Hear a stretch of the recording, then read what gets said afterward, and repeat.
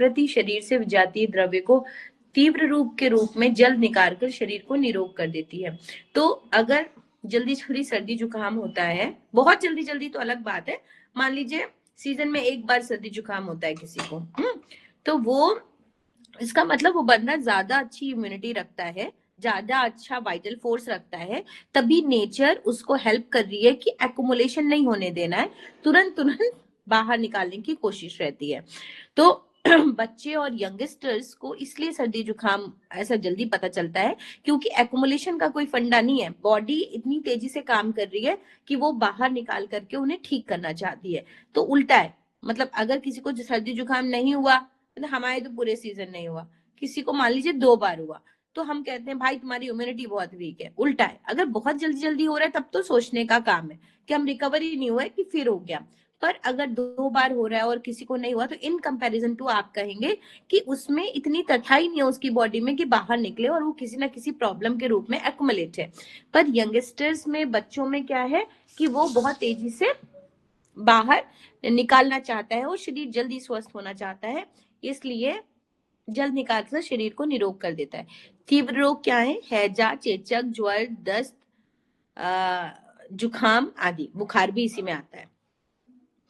अब जीर्ण रोग क्या है? क्रॉनिक डिजीज, शरीर स्थित मल में उद्वेग होकर निकलने की उग्र दशा का नाम।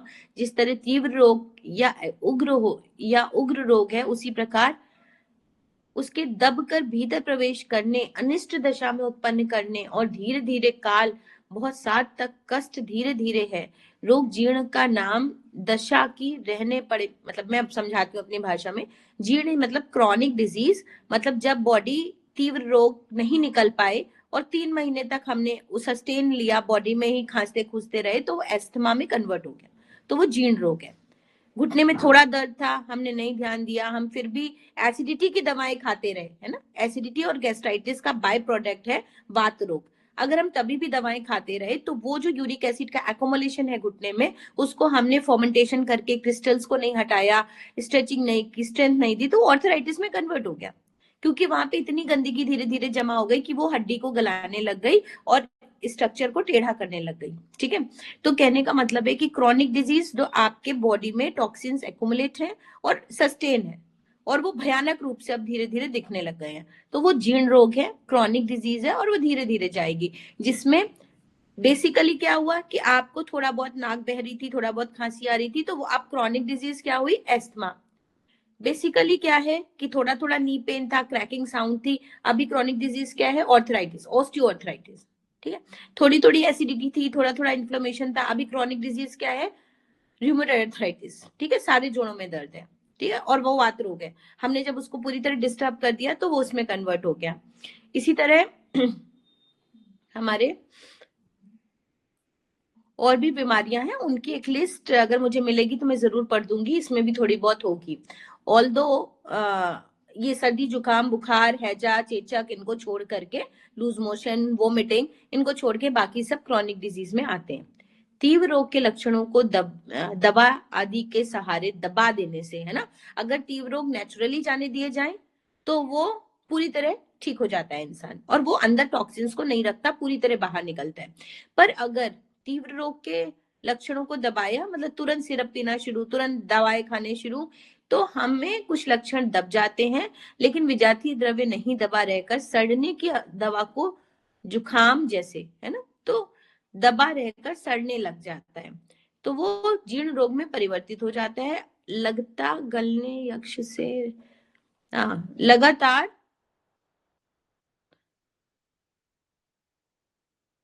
हाँ सेम है कि अगर हम अपनी खांसी या जुकाम को दबाते जाएं, सिरप पीते जाएं, तो एस्थमा में कन्वर्ट हो जाता है, दमा में कन्वर्ट हो जाता है।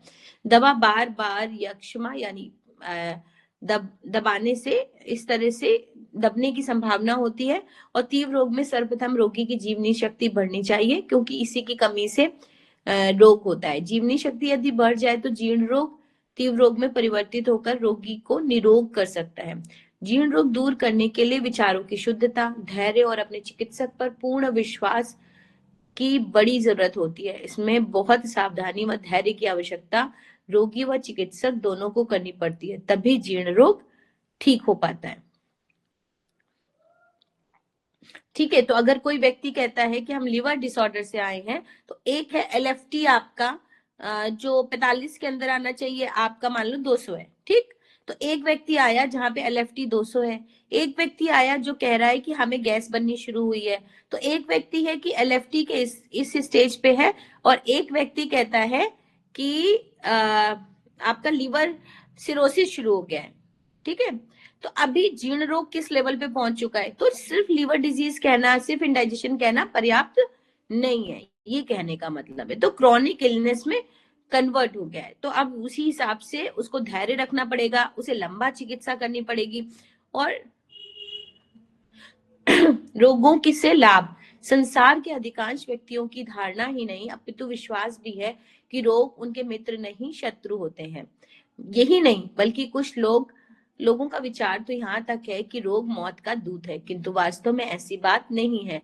रोग तो प्रकृति माता का शुभाशीष और वरदान है, ठीक है। ये व्यंग नहीं है, अभी इसका डिस्क्रिप्शन ये है कि disease are our friends not enemies, तो रोग हमारे मित्र हैं, शत्रु नहीं, ठीक है। मित्र कैसे हैं, मान लीजिए आपके घुटने में क्रैकिंग साउंड नहीं आई और एक टाइम पे आपको ऐसा पता चला कि ये तो पूरा बर्बाद हो गया है, तो आपको ऐसा लगता है, इससे लगता है कि अगर मुझे पहले पता होता तो मैं इसको ठीक कर लेती, ऐसा ही आता ना।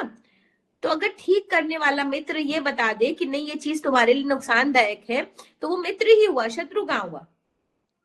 नाक बह रही है, और अगर नाक बहुत ज्यादा बह रही है तो बॉडी बता रही है कि ये जो है आपका जो सुरक्षा कवच है ये सब खराब हो चुके हैं और बहुत सारा अंदर शरीर लद गया है, टॉक्सिन से भर गया है, इसलिए वो बाहर निकल रहे हैं श्लेष्मा के रूप में।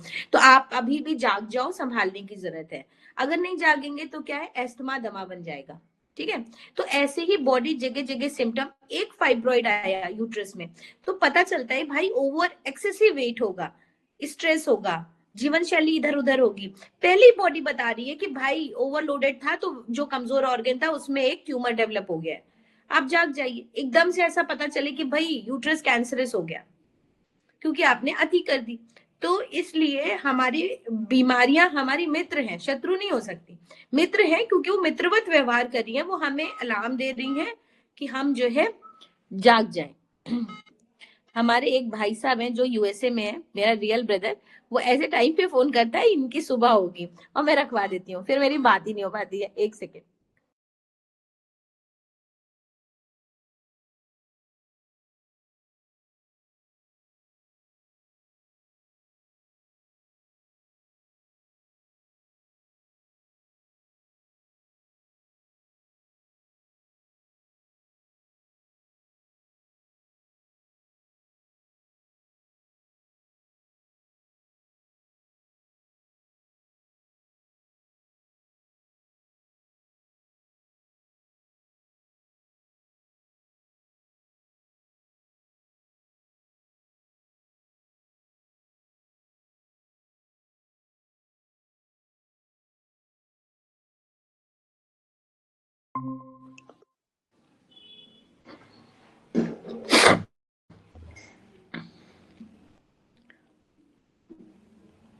तो अभी वहां पर 8:30 हो रहा है शायद, हाँ 8:30, तो 9 o'clock उनको ऑफिस ज्वाइन करना है, तो उनको यही टाइम सूट करता है।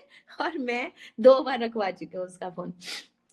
रोग तो प्रकृति माता का शुभाशीष और वरदान है, अर्थात बीमार पड़ना परमात्मा की बड़ी भारी देन है। वे व्यक्ति बड़े ही भाग्यवान हैं जिनके शरीर में कभी रोग का प्रकाट्य या उदय होता है, क्योंकि ऐसा होते रहने से उनके शरीर में संचित दूषित मल जो विष होता है और उस असंयमी जीवन की बुरी कमाई होती है शीघ्र ही निकल जाता है, थोड़ी सी मेहनत करने से वो बाहर निकल जाता है और काया एक बार फिर से चमकने लगती है। यदि हम प्रकृति के वास्तविक भक्त हैं और उसके आदेशों पर चलते हुए उसे सहज अनुसार व्यवहारों को मातृव्रत सुलभ होते दोस्त और सुधारक वस्तुतः रोक पड़े, ये गलत है थोड़ा सा, बीमार हम हैं कि नहीं आवश्यक फिर तो है, बनाते जीवन अपना है, विनाशक और दुश्मन कदापि नहीं।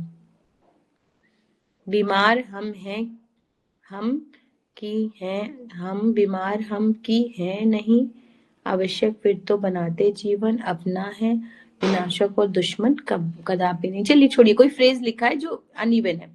शरीर में उत्पन्न होकर हमें चैतन्य करता है रोग, और शरीर का अमुक भाग एवं अंग कमजोर हो गया है तो उसमें विष एकत्रित हो जाता है, उसकी सफाई होनी चाहिए। जितनी शीघ्रता से हम उसकी चेतावनी पर ध्यान आकृष्ट कर लेंगे, उतनी ही शीघ्र हमारा शरीर निरोगी हो जाएगा। जिस शरीर में ये चेतावनी नहीं मिलती, उस शरीर की जीवनी शक्ति क्षीण हुई रहती है।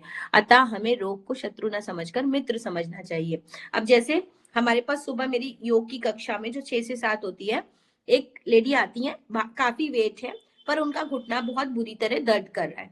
हमने उनसे कहा कि आप सिर्फ बैठिए कक्षा में, प्राणायाम कीजिए और पैरों का मूवमेंट हल्का हल्का कीजिए, सूजन बहुत है, आप इसकी या फिर नेचुरोपैथी कराइए या खुद घर पे सिकाई कीजिए। तो मैंने कहा कि अभी तक आप क्या कर रही थी? तेल लगा रहे थे। तो हमने कहा सिर्फ तेल लगाने से क्या होगा? सिकाई से निकलता ना जो भी टॉक्सिन्स जमा है, जब तक हम वैसोडाइलेशन नहीं करेंगे तब तक टॉक्सिन्स बाहर नहीं निकलेंगे। पर सिकाई नहीं करी, सिकाई बहुत कठिन समस्या है। तो जो रूट कॉज है जहां से टॉक्सिन्स बाहर निकलेंगे, वो कोई भी व्यक्ति वो डायरेक्शन नहीं लेता है बीमारी को ठीक करने का। ठीक है, हम दूसरी तरफ से देखते हैं। दूसरा एक एग्जाम्पल, मतलब नेचर कितना हेल्प करता है आपको। हमारे पास एक हमारी, क्योंकि मैं लायंस क्लब में इस समय प्रेसिडेंट हूँ, तो अभी 2 महीने पहले अच्छा प्लीजेंट वेदर था, तो सुबह 6 से 7 हमारी एक मित्र है, वो योग के लिए आती थी। उनकी एज 53, बहुत ज्यादा ऐसा नहीं, सभी 53 में बहुत एक्टिव है वो, पर उनके घुटने में दर्द था, जो उनका कहना था कि हम बहुत बार 5-6 महीने फिजियोथेरेपी करा चुके हैं, एक्सरसाइज वो छोड़ती नहीं है, वेट उनका ऑप्टिमम है, फिर भी घुटने का दर्द जा नहीं रहा। ठीक है, एक्सरे कोई ऐसा खास नहीं कहता, उससे बड़े बड़े एक्सरे आते हैं और हम ट्रीटमेंट देते हैं। तो 1-1.5 महीना किया होगा ट्रीटमेंट भी, बीच बीच में हमने थेरेपिस्ट को भेजा, पर उन्होंने कहा कि बहुत मजा नहीं आ रहा, अभी भी दर्द है। ठीक है, तो मैंने कहा अभी ज्यादा थोड़ा जरूरत है, आप अभी लगे रहो। तब तक क्या होता है, एक ब्लैक ब्लैक काढ़ा काढ़ा मतलब गरम गरम एकदम उनके घुटने पर गिर जाता है, जो घुटना पेनफुल था उसी पे गिर जाता है और पूरा घुटना जल जाता है। ठीक है, अब मजबूरी है कि आपको बैठना है, एकदम बैठे रहना है। उन्होंने रेस्ट दिया घुटने को। ठीक है, 20 दिन कम से कम वो ऑन बेड रही उसको, क्योंकि कुछ कपड़ा नहीं पहन सकते घुटने तक, है ना, शॉर्ट्स ही पहनने ऐसे वाला। तो मेजर प्रॉब्लम थी कि जैसे आप कुछ पहनेंगे तो प्रॉब्लम आएगी। तो उतने दिन नेचर ने उनको इतनी हेल्प की कि अभी घुटना ठीक है, बिना कुछ करे ठीक है। तो घुटने का प्रॉब्लम ये था कि घुटने को जरूरत से ज्यादा आप मोड़ रहे थे जहां पे फ्रिक्शन हो रहा था। ठीक है, हमारे पास भी ग्रुप में आप योग कर रहे थे, हम कितना भी मना करें कि आपको सिर्फ स्ट्रेचिंग करनी है, फिर भी जब सब कर रहे हैं तो हम भी जवान है, हम भी कर लेंगे, ऐसा वाला ग्रुप में मना करने के बाद भी हो रहा था। जो वहां पर नहीं हुआ तो वो अपने आप ठीक है, अभी मिली निकले अब तो ठीक है। मैंने कहा वो तो नेचर का संकेत था, हम ऐसे रेस्ट करते नहीं कभी, नेचर ने आपको रेस्ट कराया, आप ठीक हो गए। तो बहुत बार ऐसा होता है। आज ही मैंने जो स्टोरी लगाई है, वो लेडी बहुत दूर रहती है, यहाँ से हमारे घर से 25 किलोमीटर दूर, और इकोनॉमिकली बहुत गरीब। तो मेरा कभी भी ऐसा नहीं रहता है कि हम हर किसी को एकदम वही पैकेज बता करके वो कर दें। तो वो सुबह हमारे पास ऑनलाइन योगा के लिए जुड़ती हैं। कमर का ऑपरेशन सजेस्टेबल था, 3 डॉक्टर्स ने रिकमेंड किया था कि ऑपरेटिव केस है, पैर नम हो रहे हैं, झुंझुनी आ रही है, रात में नींद नहीं आ रही है, ऐसे वाली समस्याएं। और अभी वो कम से कम 1 महीने उसने खुद सिकाई की, कोई उसके, और ऑर्थराइटिस भी, तो आप कहाँ कहाँ ऑपरेशन करोगे? कमर का तो दिख रहा है, और जो नहीं दिख रहा कि कंधे जाम हो रहे हैं, कलाई में दर्द हो रहा है, कोहनी में दर्द हो रहा है, वो सब का कौन जिम्मेदार है? तो आरए फैक्टर भी बढ़ा हुआ था, दवाएं चल रही थी। अभी जब डॉक्टर्स कह देते हैं ना अब कोई दवा नहीं है, तब जो है लोग हमारे पास आते हैं। तो हमने उनको फिर कुछ नहीं, पेट की गर्म ठंडी सिखाई, कमर की गर्म ठंडी सिखाई, और डाइट रेगुलेशन, डाइट बहुत कम कर दी। ठीक है, क्योंकि ओवर एसिड बन रहा है बॉडी में। धीरे धीरे, पहली बार आया इंसान, हमने लॉजिकल वहां जुड़ेगी, एक्सरसाइज कर रही है, अगली बार हमने उसको पेट की सिकाई ऐड कर दी, तीसरी बार हमने उसको हॉट फुट बात ऐड कर दिया, अब उसको मजा आने लग गया है ना, कि कुछ तो है, कुछ तो बात है। तो वो अपने साथ इतनी मेहनत कर रही है और 10-10 दिन पे हमारे पास आ रही है, जो उसके मात्र 500 रुपए खर्च हो रहे हैं, एक्सरसाइज में 1000 खर्च हो रहे हैं। तो मात्र 1500-2000 रुपए में अगर वो कह दे हमें 50% आराम है, ऑपरेटिव केस, और हर चीज में आराम है, सुन नहीं है, तो और क्या चाहिए? बड़े हम तब नहीं है कि सेंटर हमारा भी रिनोवेशन पे है, हमें मालूम है 5 लाख रुपए कहीं नहीं गए, ऐसे ही लग जाएंगे, क्योंकि सब चीजें, फॉल्स रूफिंग 10 साल पुरानी हो गई, पार्टीशन 10 साल पुराने हो गए, सारी कुछ नया बनने को मांग रहे हैं। अब वहां पे आया पेशेंट, हमको एक एक सेशन का 700 रुपए, 1000 रुपए, 1500 रुपए वाले, वो तो ठीक हो ही जाएंगे। तारीफ उस बात की है कि जो ड्राइवर कैटेगरी का आदमी है, जो पान की दुकान लगाई है, जो चाय की दुकान लगाई है, वहां पर अगर हम कम पैसों पे ठीक कर ले जाते हैं किसी को, तो वो हमारी शान है ना।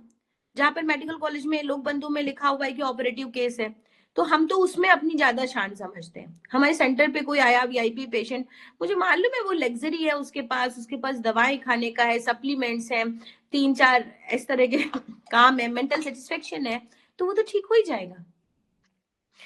तो ये मैं कहना चाहती हूँ कि मेरा इसलिए कॉन्फिडेंस और प्यार ज्यादा है प्राकृतिक चिकित्सा से, क्योंकि बहुत छोटी छोटी चीजों से इंसान ठीक हो जाता है। तो मतलब प्रॉब्लम कहाँ थी? यहाँ और पेट में। ढूंढ कहाँ रहे हैं? हड्डियों में। तो कैसे ठीक होगा इंसान? पर जहां वो जमा हो गया है अब, ठीक है, अब वो जमा हो गया है, तो वहां चिकित्सा जरूरी है। आप कितना भी अपने दिमाग का और पेट का इलाज कर लोगे, अगर लोकल एप्लीकेशन नहीं करोगे तो ठीक नहीं होगा। उसी जगह एक जेंट्स आते हैं, उनसे कम दिक्कत है, अभी एक्सरे कराया है, जो वहां से आती हैं, वो सुबह आते हैं पर डेली मेरे से बात करने से बचते हैं। आते करा के चुपके से निकल जाएंगे, क्योंकि मोहल्ले के हैं, उनको ऐसा पर्टिकुलर 1 to 1 बात नहीं करते, ऐसे वाला है। 1 महीना हो गया, उनको कोई फायदा नहीं है, और ना उनका वजन कम हो रहा है। सी, मेरे पास ही आया पेशेंट है, पर वो पेशेंट मेरे से डेली जुड़ता है, डेली 1 घंटे हमारे साथ योग करता है। तो ये बहुत बारीक बात है कि वो योग नहीं कर रहे और वो 1 घंटे चिकित्सा करा के 8 घंटे बैठे हुए हैं, समझ रहे हैं? और हम जिसको गाइड कर रहे हैं, हम कह रहे हैं कि हर 3 4 घंटे पे मूवमेंट कीजिए, स्ट्रेच कीजिए बॉडी को। हाँ, तो दोनों में बहुत अंतर है। एक व्यक्ति सुबह ज्यादा अच्छी चिकित्सा करा रहा है पर उसके बाद खराब कर रहा है 12 घंटा, और एक व्यक्ति दिन में 3 बार चिकित्सा कर रहा है, भले वो अपने आप से कर रहा है। तो बहुत सारी बारीक बातें हैं, इसको ऐसे कंपैरिजन नहीं किया जा सकता कि हर किसी को उस लेवल का फायदा मिलेगा ही मिलेगा, पर वो जो कोई समझ पाएगा वो जरूर समझेगा। ये शत्रु नहीं मित्र मानना चाहिए, ठीक है? तो इसलिए जो दिख रहा है वो मित्र ही है, अगर दिखता नहीं तो हम नहीं उसको ठीक कर पाते। ये विश्वास कर रखना चाहिए कि रोग हमें पूर्ण स्वस्थ कर देगा, संचित विकार निकाल देगा, शरीर के लिए लाभदायक सिद्ध होगा। अब आता है रोग की अवधारणा। शरीर में जब किसी प्रकार का कष्ट या तकलीफ होती है, या जब हमारा साथ शरीर नहीं देता, अर्थात हम अपने स्वाभाविक कर्म को ठीक प्रकार से नहीं कर पाते, तब हम कहते हैं कि रोग हो गया, हम बीमार हो गए। स्वास्थ्य की परिवर्तित अवस्था को ही रोग कहते हैं। तो रोग क्या है? स्वस्थ, जितना हेल्दी हम थे, जितने तरीके से सुबह से शाम तक चल रहे थे, अगर उसमें कोई दिक्कत आती है तो हम कहते हैं हम बीमार हो गए या हम रोगी हो गए। Simple definition. अब रोग किस तरह का है? तीव्र है, जीर्ण है कि असाध्य है, ये निर्भर करता है हम जब बीमार हुए हैं तो हम क्या बताएंगे।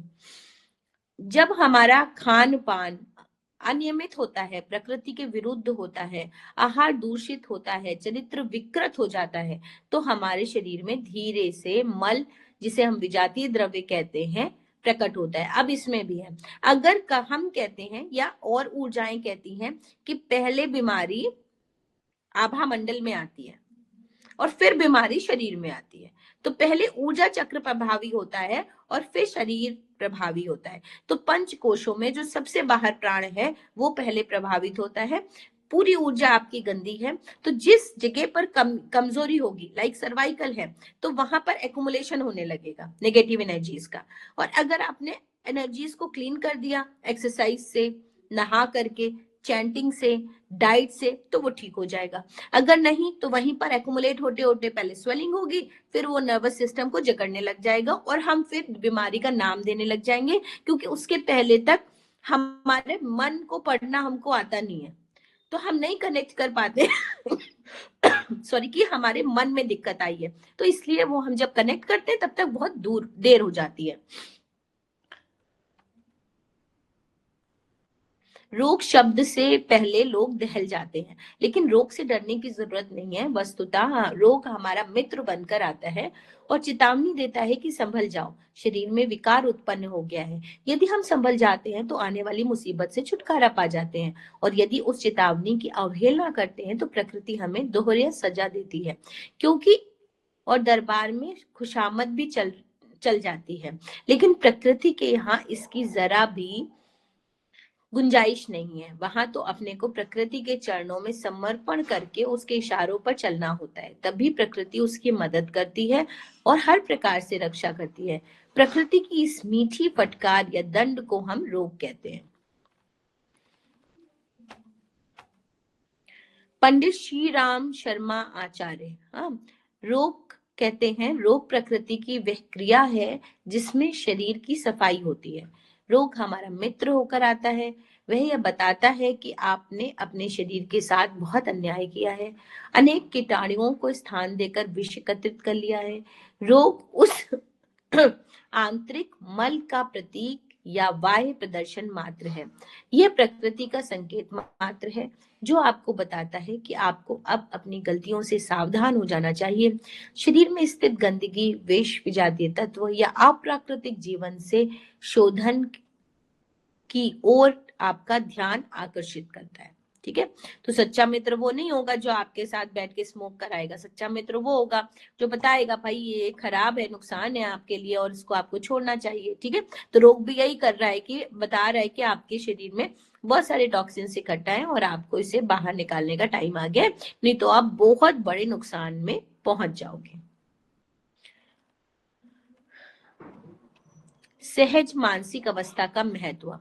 सहज मानसिक अवस्था एक मानसिक स्थिति है जो व्यक्तित्व की संपूर्ण समन्वित क्रिया को दर्शाती है। मानसिक स्वास्थ्य का अर्थ जब किसी भी तरह की मानसिक बीमारी से मुक्त होता है, जब व्यक्ति किसी भी तरह की मानसिक बीमारी से मुक्त होता है तो उसे मानसिक रूप से सहज स्वस्थ समझा जाता है और उसकी इस अवस्था को मानसिक स्वास्थ्य की संज्ञा दी जाती है। सहज मानसिक अवस्थाओं की परिभाषा है स्ट्रेंज 1965 के अनुसार मानसिक स्वास्थ्य से तात्पर्य वैसे सीखे गए व्यवहार से होता है जो सामाजिक रूप से अनुकूली होते हैं और जो व्यक्ति को अपनी जिंदगी के साथ पर्याप्त रूप से मुकाबला करने की अनुमति देते हैं। तो mental health is equal proportionate to physical health, equal important है। ठीक है, अगर मेंटल खराब होगा तो फिजिकल खराब होगा धीरे धीरे, और फिजिकल खराब है तो मेंटल खराब होगा। तो 1965 में स्ट्रेंज ने ये डेफिनेशन दी। हार्वेज तथा स्कीथ 1999 के अनुसार मानसिक स्वास्थ्य के कई आयाम सम्मिलित होते हैं। सम्मान, आत्मसम्मान, अपने अंतः शक्तियों का अनुभव, सार्थक एवं उत्तम संबंध बनाए रखने की क्षमता तथा मनोवैज्ञानिक श्रेष्ठता। कार्ल मैनिंगर ने 1945 में कहा, मानसिक स्वास्थ्य अधिकतम खुशी तथा प्रभावशीलता के साथ वातावरण एवं उसके प्रति दूसरे व्यक्तियों के साथ मानव समायोजन है।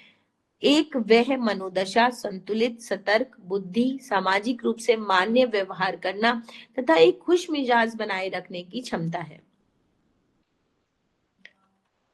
इन परिभाषाओं का विश्लेषण करने पर हमें सहज ही मानसिक स्वरूप के बारे में निम्नांकित तथ्य प्राप्त होते हैं। कैसा? मानसिक स्वास्थ्य की मूल कसौटी अर्जित व्यवहार है। इस तरह का व्यवहार का स्वरूप कुछ ऐसा होता है जिससे व्यक्ति को सभी तरह के समायोजन करने में मदद मिलती है। मानसिक स्वास्थ्य एक संतुलित मनोदशा की अवस्था होती है जिसमें व्यक्ति अपने जिंदगी के विभिन्न हालातों में सामाजिक रूप से तथा सांवेगिक रूप से एक मान्य व्यवहार बनाए रखता है। सहज मानसिक स्वरूप से स्वस्थ व्यक्ति की निम्नलिखित लक्षण होते हैं। तो मानसिक स्वास्थ्य बहुत बहुत इंपॉर्टेंट है।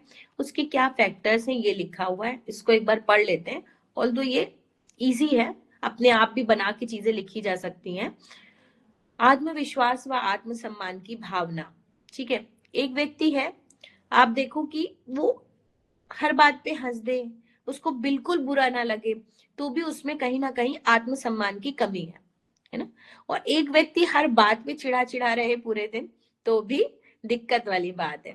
तो जहां पर एक लेवल है आपका कि भाई इसके ऊपर नहीं, इसके ऊपर मजाक नहीं, इसके ऊपर जलील करना नहीं जैसा, फिर वो चाहे अपना खासी क्यों ना हो, तो वो फिर एक आत्मविश्वास की कैटेगरी है आत्मसम्मान की। तो वो भावना एक प्राकृतिक भावना है और वो होनी चाहिए।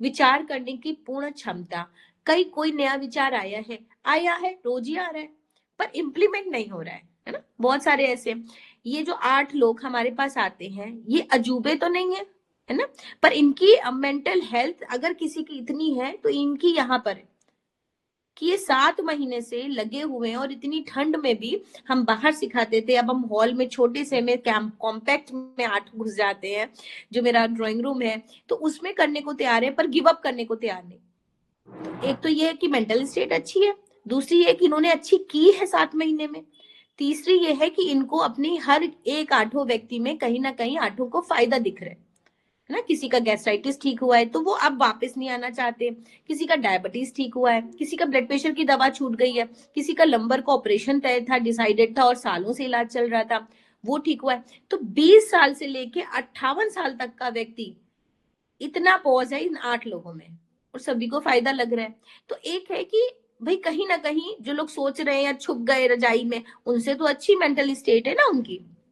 एक थॉट तो मेरे को भी आता है ना, अरे एक दिन 1 महीना गैप ले ले, इतनी ठंड है, लेकिन एक ही थॉट आता है और वो बहुत देर सस्टेन नहीं करता है ना। तो कहीं ना कहीं कुछ तो फायदा है मेंटल हेल्थ अच्छी रखने का, या अच्छी हो रही है योग से।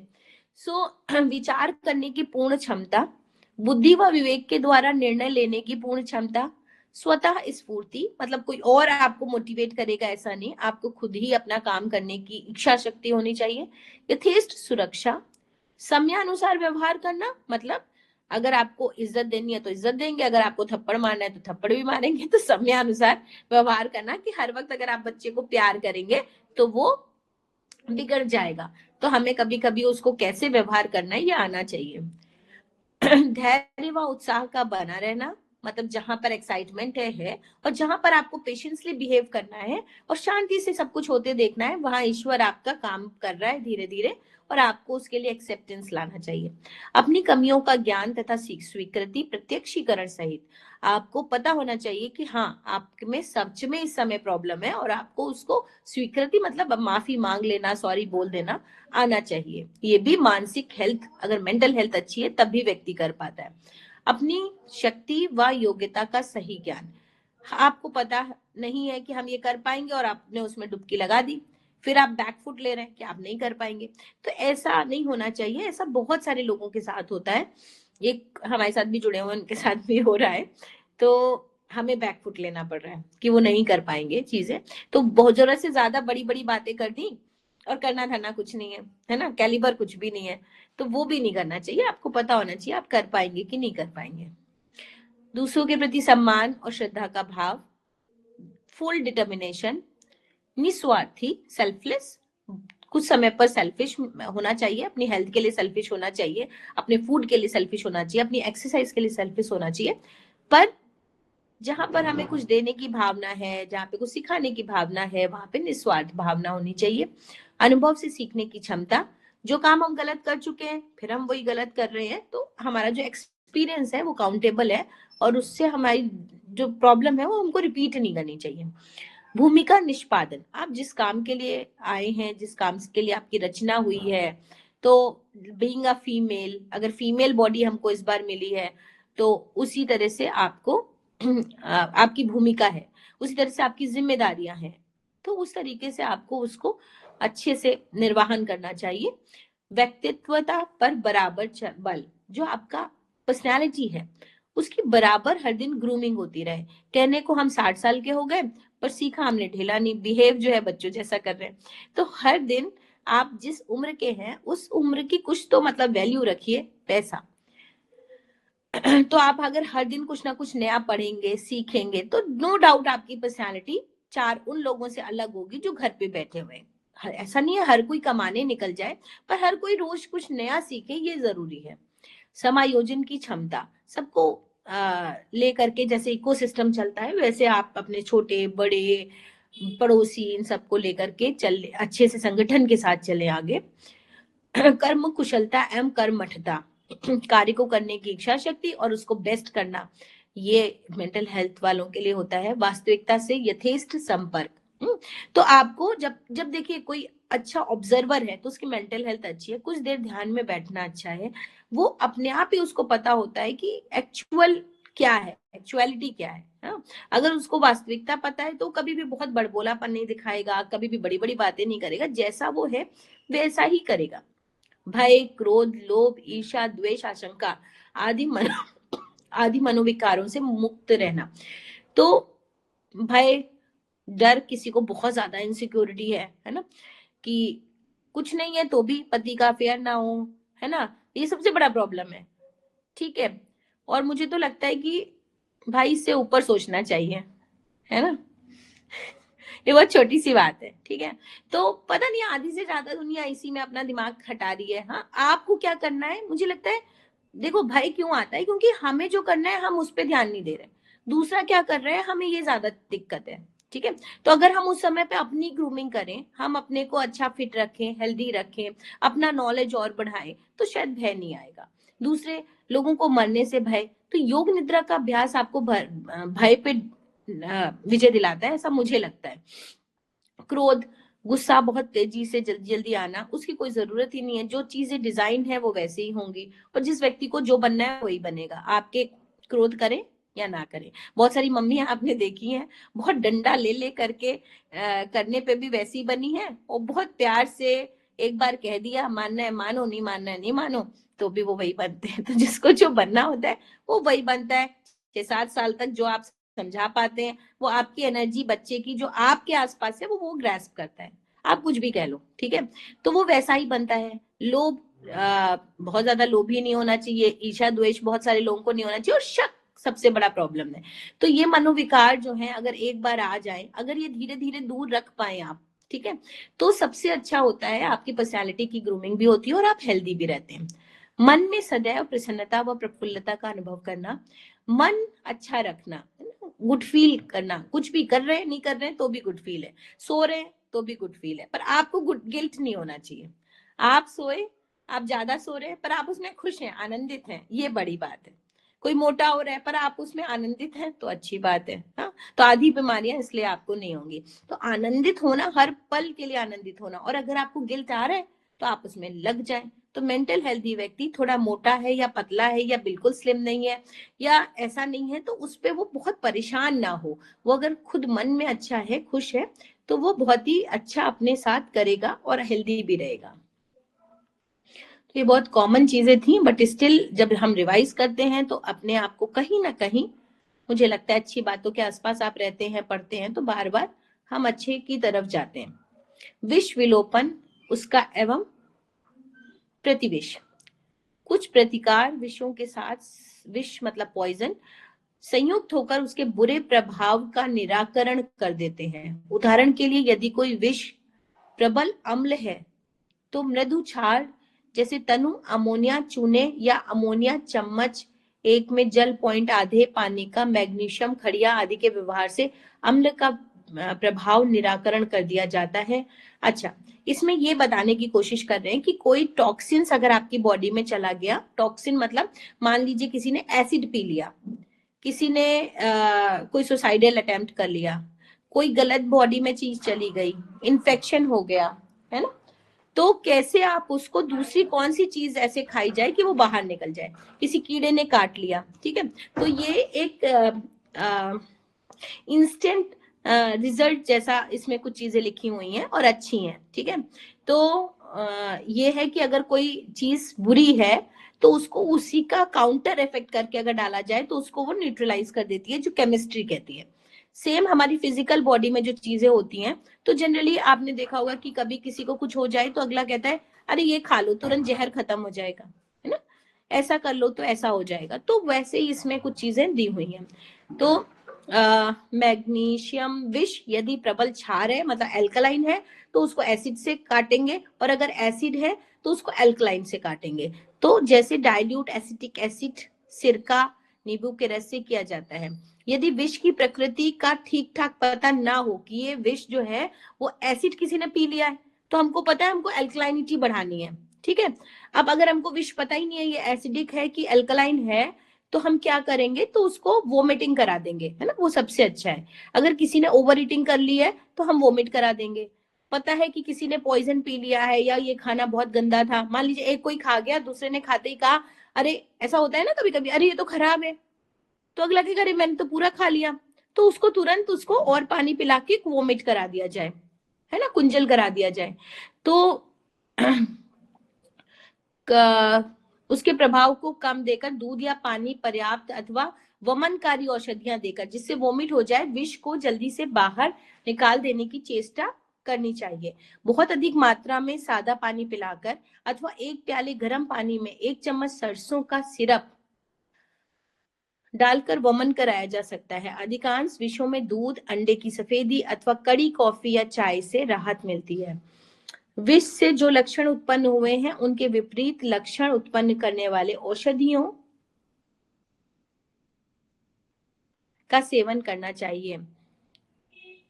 यदि शीत मालूम हो, थकावट और अचेतना दिखाई पड़े तो विषाक्रांत व्यक्ति को गर्म रखना चाहिए और उसे उद्दीप्त पदार्थों जैसे ठंड मालूम पड़ रही है, थकावट और अचेतना, कोई कॉन्शियस मतलब अनकॉन्शियस हो रहा है, बेहोश होने जा रहा है, थकान आ रही है, हाँ, और ठंड लग रही है उसको, तो व्यक्ति को गर्म करना चाहिए और उसको सोने नहीं देना चाहिए, है ना। अनकॉन्शियस हो रहा है तो उसको जगा के रखो, ये नहीं आराम मिल रहा है ना? किसी ने कोई पॉइजन पी लिया है, कोई चीज हो गई है उसके साथ, तो वो अनकॉन्शियस हो रहा है, लेट रहा है, तो उसको जगा के रखना चाहिए इमरजेंसी मैनेजमेंट तक, ठीक है। ये उल्टा है, ये नहीं कि हाँ सो रहा है सोने दो, ऐसा नहीं।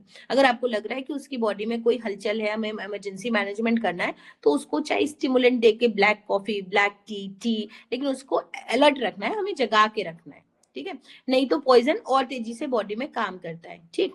अब दूसरा क्या कहा उन्होंने, विषक्रांत व्यक्ति को गर्म रखना चाहिए, उसे उद्दीपक पदार्थों जैसे कॉफी, चाय सेवन कराना चाहिए। नींद आती हो तो उसे गर्म जल के टब में रखना अच्छा होता है। यदि आवश्यकता पड़े तो कृत्रिम श्वसन का सहारा बिना संकोच लेना चाहिए, है ना। आर्टिफिशियल ब्रीदिंग, निद्रोत्पादक औषधियों के विष में तो कड़ी कॉफी का उपयोग शीघ्रति करना चाहिए, है ना। अगर औषधियां ऐसी दी जा रही हैं जिसमें नींद आ रही है, तो उसको हटाने के लिए हमें कॉफी ज्यादा से ज्यादा उसको पिलानी चाहिए। किसी डॉक्टर को तुरंत बुलाकर विषाक्रांत व्यक्ति को दिखाना चाहिए जिसने विष पिया है या विष कोई किसी कीड़े ने काटा है, और जो विष खाया गया है या खाए जाने की संभावना हो, उसे डॉक्टर को बता देना चाहिए कि आपको लगता है इसने ये पी लिया है। यह विष अमाशय में गया हो तो डॉक्टर से राय लेकर अमाशय को खाली करने का उपाय करना चाहिए। तो वो वहां पर ऐसा होता है कि एक नली डालेंगे और सारे स्टमक का फ्लूइड बाहर निकाल देंगे, क्योंकि जो व्यक्ति खुद ही खा लिया है तो वो आपके कहने पे भी वोमिट नहीं करेगा, है ना, क्योंकि उसको उसको जाना था, इसीलिए खाया है, इसीलिए डॉक्टर्स बनाए गए हैं ना। वो अपना बांध बूंद के एक इंजेक्शन और एक नली डाली, उससे बाहर निकाल दिया। कुछ सामान्य विष और उनके प्रतिकारक उपाय। अब अगर कोई ज्यादा अल्कोहल पी लेता है, ठीक है, तो वमन कराना और अमाशय को पूर्णतः धोना। तो सिंपली यह है कि वमन कराना, है ना, पानी और पिलाया और उसको वोमिट करने को कहा, टंग को प्रेस कीजिए और कुंजल करा दिया। कॉफी पिलाना, शरीर को शीतल और सिर को गर्म रखना, ठीक है, तो बॉडी को ठंडा, पेट पे ठंडा टॉवल रख सकते हैं, सीधी सी ये बात है, और सिर को गर्म रखना, तथा एरोमेटिक स्पिरिट ऑफ अमोनिया का सेवन कराना चाहिए, ठीक है।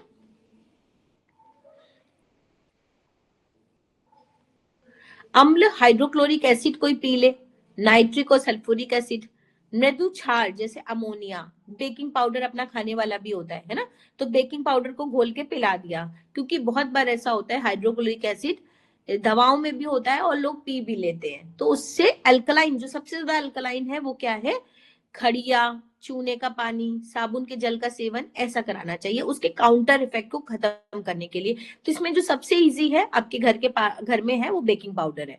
तो आपने आधा चम्मच बेकिंग पाउडर घोला आधे ग्लास पानी में और पिला दिया, फिर खड़िया मिल जाएगी या चूने का पानी मिल जाएगा।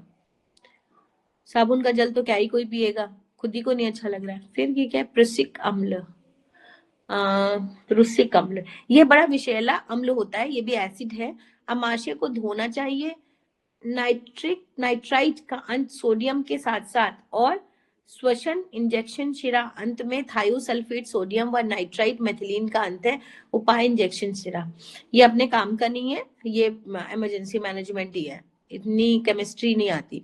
कार्बोलिक एसिड, विलेय सल्फेट का सेवन, हल्के अल्कोहल, कच्चे अंडे या आटे के पानी का सेवन। ठीक है, अब कोई कार्बोलिक एसिड खा लेता है और पता चल जाए कि कार्बोलिक एसिड पिया है, आपको सॉल्ट पता है, तो ये होता है कि हम कच्चे अंडे उसको पिलाएं या अल्कोहल पिलाएं या आटे का पानी का सेवन कराएं। आटा पतला घोल के पिला दिया तो उसमें वो एब्जॉर्ब कर जाएगा और पॉटी के रास्ते निकल जाएगा। क्षार, अभी तक हमने एसिड पिया, तो एल्कलाइन क्या क्या चीजें हो सकती हैं वो बताया आपको।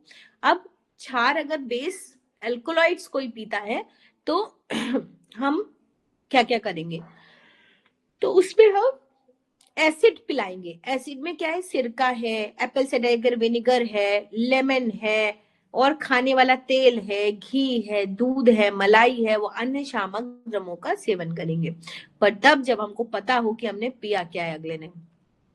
एल्कोलाइट कोकेन, एल्कलनोइड बेलेडोना, स्ट्रिक्नीन, अफीम, मार्फिन, तंबाकू, निकोटीन।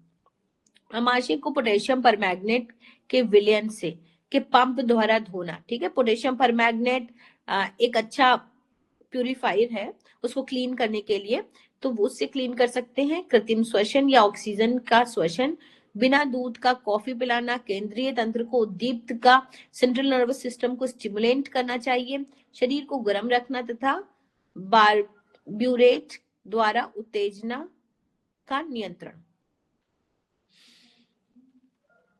अब किसी ने मरकरी खा ली हो तो ये एल्कलाइन है, क्षारीय है, ये पता होना चाहिए पहले तो। सिंदूर खा ले कोई खूब सारा, मरकरी से ही बनता है, लेड से बनता है।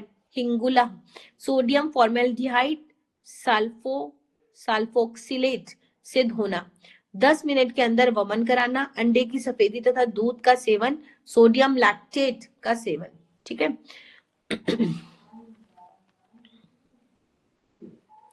संख्या है रहता है आर्सेनिक में औषधियां कीटनाशक, तो ये संख्या मतलब थोड़े से कीटनाशक होते हैं, कोई वो पी ले तो आमाशय की नली द्वारा पर्याप्त मात्रा में सेवन, या सोडियम थायोसल्फेट विलयन का अंतःशिर इंजेक्शन, तो ये ऐसे अपनी बस की बात नहीं है, इसको इमरजेंसी मैनेजमेंट में ले जाने से ही बात बनेगी। तूतिया, तूतिया भी वो मेरे ख्याल वो होता है जिससे हम लोग चिपकाते हैं ना, नीला नीला आता था ले ले जैसा, उसको तूतिया कहते हैं शायद।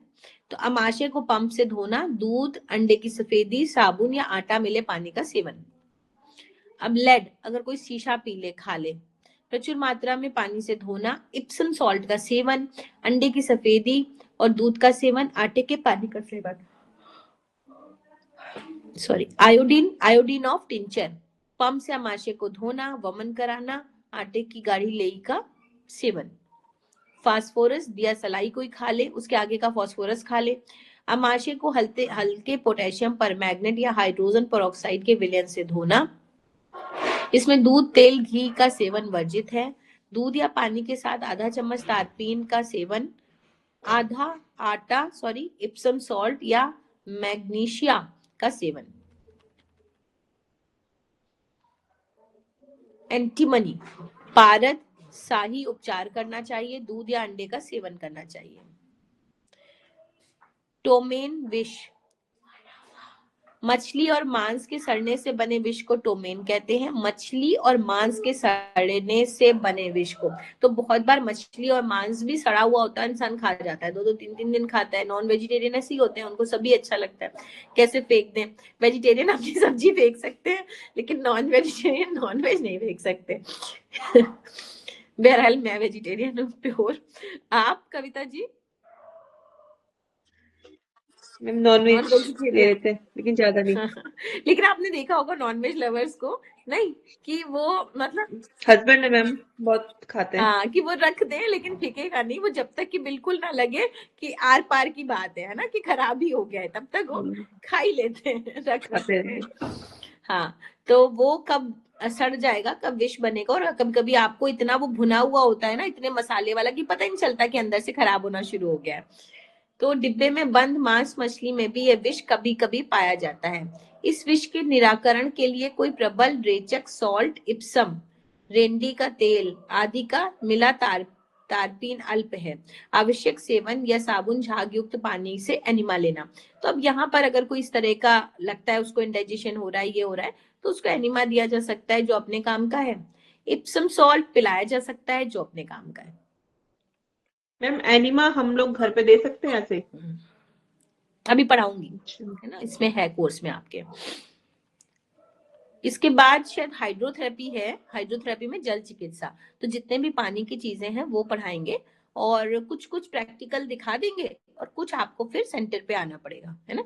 सेंटर पे अभी ये मेरे ख्याल 1 महीना रिनोवेशन को है, फिर आप लोग अपने अपने हिसाब से 10-10 दिन के स्लॉट के लिए आइए, और 3 दिन जैसे कर लिया, फिर कुछ दिनों बाद 3 दिन कर लिया, ऐसे भी कर सकते हैं। नहीं तो लगातार 10 दिन अगर मौका मिलता है तो बहुत अच्छा है। तो मुझे लगता है कि 5 दिन से 7 दिन 10 दिन का होना चाहिए, नहीं तो सीखना नहीं, बेकार हो जाता है इतनी दूर आना। रजत विष, नमकीन पानी का प्रचुर सेवन, दूध, साबुन तथा बेकिंग सोडा का सेवन।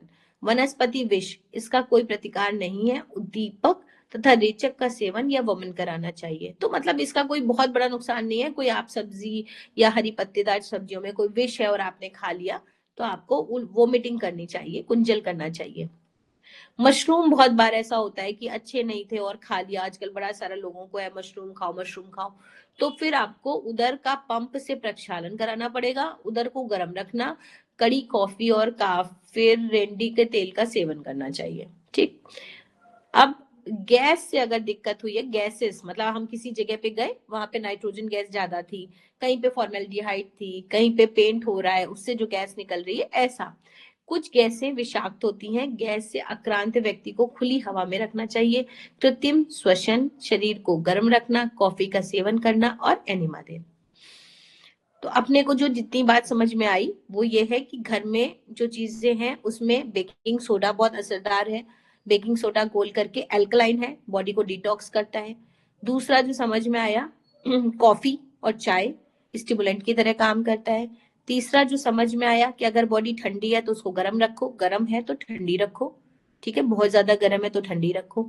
चौथा जो समझ में आया कि एनिमा दिया जाए और कुंजल कराया जाए, ठीक है, जो अपने हाथ में है। इसके अलावा फिर यही है कि सॉरी,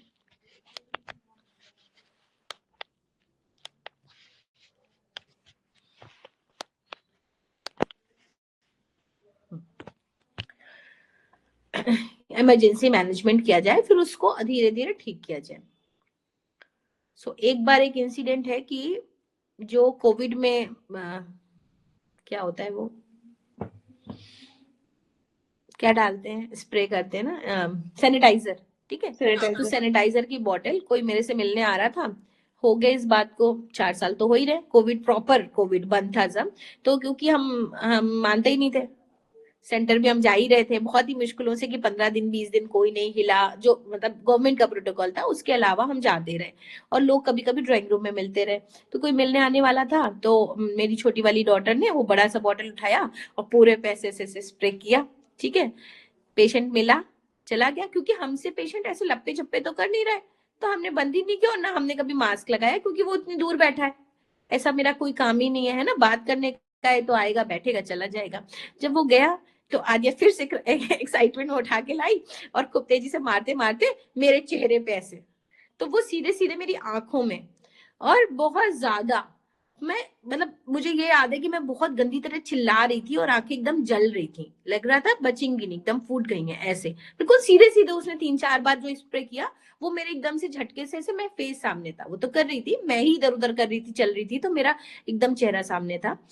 तो मैंने सिर्फ इन लोगों से इतना कहा चिल्लाते चिल्लाते, पानी डालो पानी डालो, तो ये लोग, मैं जहां बैठी थी वहीं पे बाल्टियों पानी डाल रहे थे। अच्छा, गर्मी का दिन था तो वो डालते जा रहे थे, और मैं कह रही थी कि मेरी आंखें तो गई गई ही, अब वो ना खुलेंगी ना। और ये इंसिडेंट जैसे 2 बजे का है, तो शाम 5 बजे तक मैं ऐसे ही बिहेव कर रही थी कि आंखें गई, आंखें नहीं खुलेंगी, ठीक है। ऑल्दो पानी डालते रहने से जलन कम हो गई थी। फिर लोगों ने मुझे कपड़े वपड़े बदले, मैं आंखें खोली ही नहीं एक भी बार, क्योंकि